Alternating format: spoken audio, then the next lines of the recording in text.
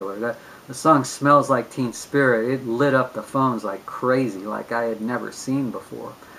But we were also kind of becoming really hard to figure out as a music station because we were playing so much variety, and not all of it was popular stuff, you know. In fact, we were playing a lot of obscure stuff.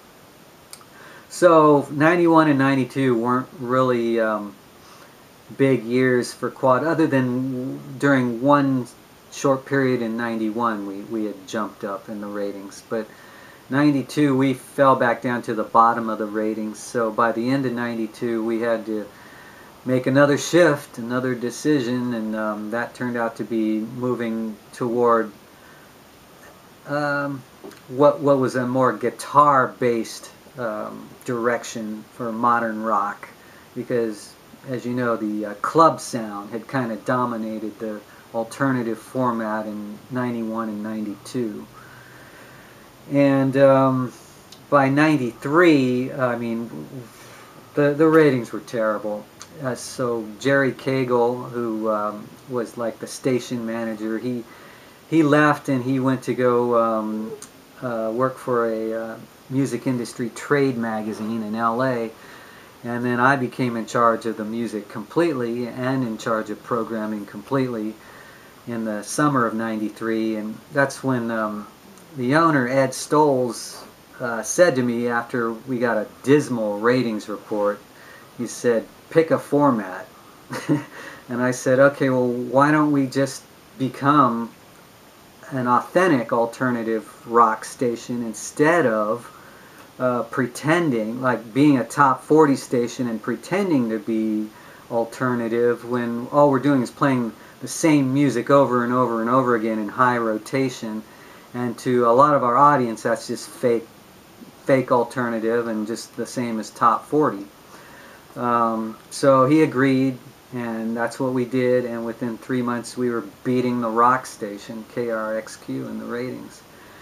And from there, the station just kept going up and up and up and up in the ratings, and a lot of it had to do with, I think, being a rock-based station instead of like this tight format.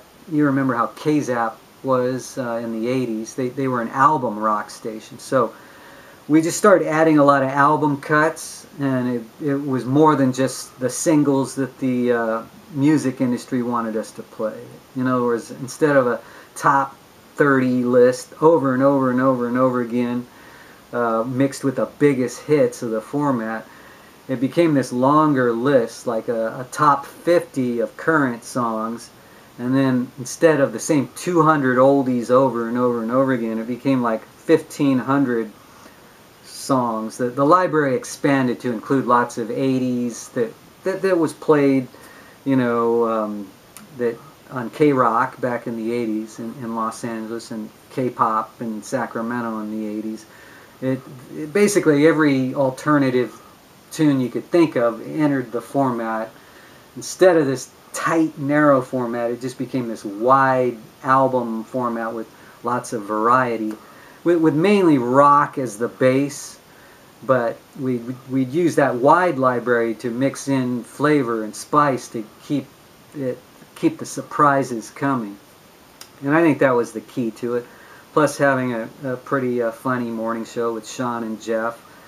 And we had good jocks around the clock. All the jocks sounded like humans instead of industry script readers. So there you have it. It was more of a human / community station that rocked, as opposed to something cookie cutter that the industry, you know, crafted.